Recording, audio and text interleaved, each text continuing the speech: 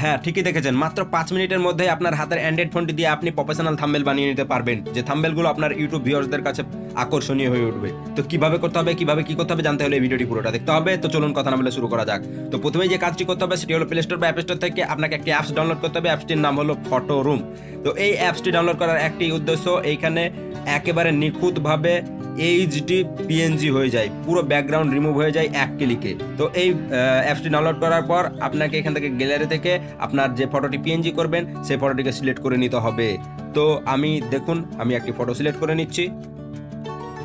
তো আমি আমার যে ফটোটি দিয়ে আমি থাম্বনেলটি মেক করব সেই ফটোটি এখানে সিলেক্ট করে নিতে হবে। তো সেই ফটোটি আমি এখানে সিলেক্ট করে নিলাম। তো এখানে আমাকে একটু ওয়েট করতে হবে, কারণ এখানে ইন্টারনেটের যতটা স্পিড থাকবে তত তাড়াতাড়ি কাজ হবে। তো কিভাবে এখানে ব্যাকগ্রাউন্ডটা রিমুভ হয়ে যায় সেটা আপনারা দেখুন। তো একটু ওয়েট করার পর আমার ব্যাকগ্রাউন্ডটা রিমুভ হয়ে গেল। তো এটাকে আমাকে পিএনজি নেওয়ার জন্য এই যে এখানে দেখছেন ব্যাকগ্রাউন্ডে ক্লিক করার পর ইরাসে ক্লিক করতে হবে। ইরাসে ক্লিক করার পর আমার এখানে এটা পিএনজি হয়ে গেল। তো পিএনজিটা সেভ করার জন্য যে সেভ টু গ্যালারিতে মারলেই এটা গ্যালারিতে সেভ হয়ে যাবে।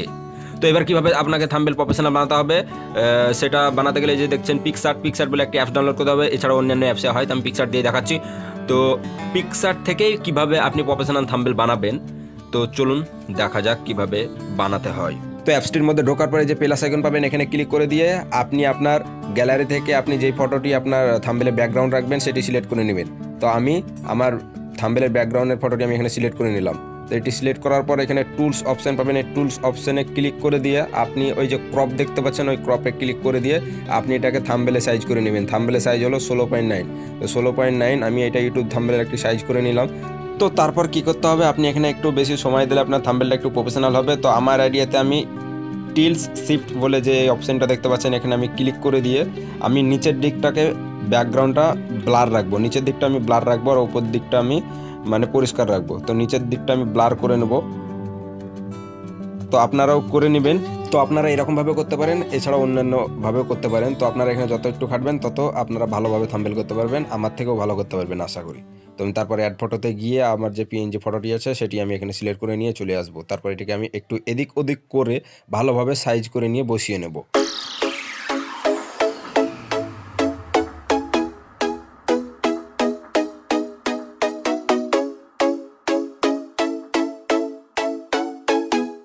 তো তারপর ফটোটিতে সিলেক্ট করে ওই যে উপরে দেখতে পাচ্ছেন এটার নাম জানিয়ে এটা কি চিহ্ন ওখানে মারবেন।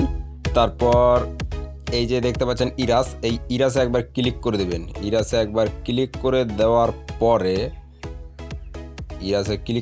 পরে এই যে নিচে সব বিভিন্ন রকম অপশন দেখতে পাচ্ছেন, এইগুলোকে একটু কমিয়ে দেবেন। এগুলো যদি ফুল থাকে তাহলে আপনার ফটোটাকে যখন আপনি মানে মুছবেন তখন পুরোটাই কেটে যাবে। তো এটাকে আমি কমিয়ে দেওয়ার পরে এই যে দেখছেন এর নিচের দিকে একটু আমি ঘষে দিলাম। এরকমভাবে একটু করে ঘষে দিয়ে আপনি মানে এটা প্রফেশনাল টাইপের একটা হয়ে যাবে। তো দেখবেন এটা করার পরে ফটোটা আমার কেমন লাগে দেখতে থাম্বনেলটা। তো এটা করার পর দেখেন থাম্বনেলটা প্রফেশনাল টাইপের হয়ে গেল, মানে থাম্বনেলটা প্রফেশনাল হয়ে গেল। তারপর রাইট চিহ্ন মেরে এটাকে সেভ করব।